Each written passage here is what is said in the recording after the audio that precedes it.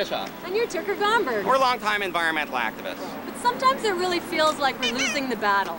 But there are amazing stories from around the world that can inspire us and move us onto a sustainable path. Join us for our Greenspiration Odyssey as we travel across Southeast Asia in search of inspiring ecological initiatives.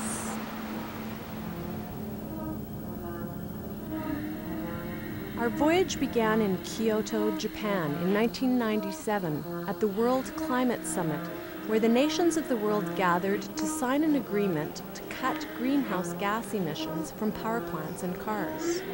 As the world burns more coal, oil, and natural gas, the Earth's temperature is rising, causing extreme weather, melting ice caps, and more. Coming here, I feel more convinced than ever that the real changes are going to happen at the grassroots level. I mean, what we see are people literally horse trading away the planet.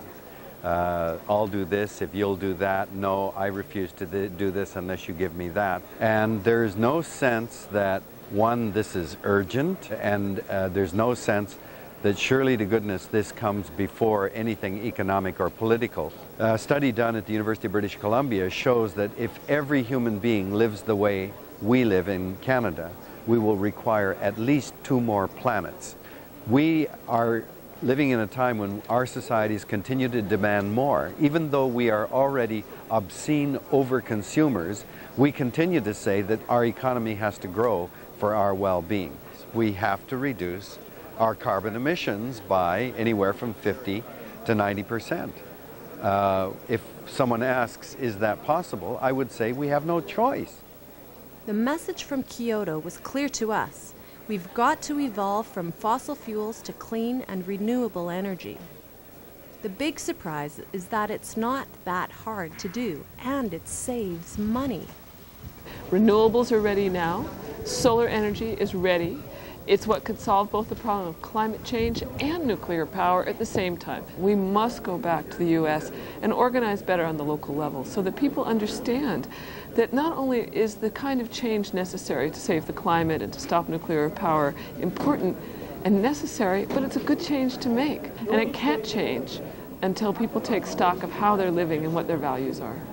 I think if people took a real look at the health of their community, their family, their home, their own personal well-being, they would see that all these goods and all this development has not brought them happiness.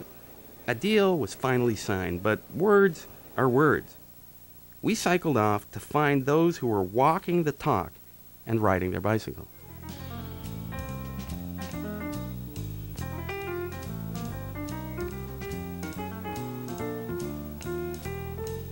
Japan, land of the Toyota, was a cyclist's dream. Everywhere we saw businessmen in suits, astride 2 wheels, elderly people, school kids, shoppers.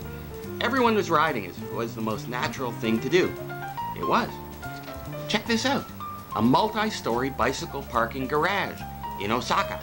And to help the cyclists get to the next floor, they had a special escalator. They actually considered cyclists' needs and spent money to make it convenient to ride and park at the train station. The result? X number of trips in Osaka are by bicycle.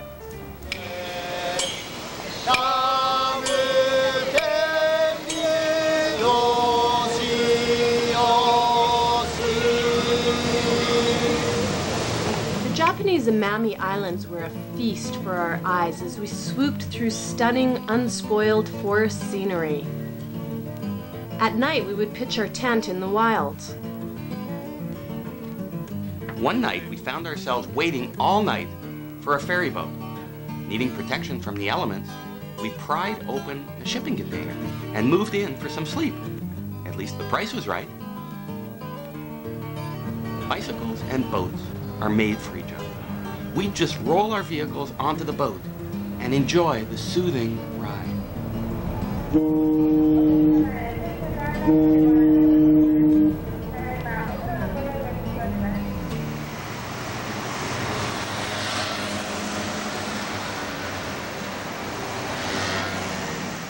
In Kaohsiung, Taiwan, we were heartened to see cyclists carrying more stuff than we were, but we choked on the mad swarm of noisy, smelly, 2-stroke motorcycles. People wore masks to try to filter out the filth, and the whining left us on edge.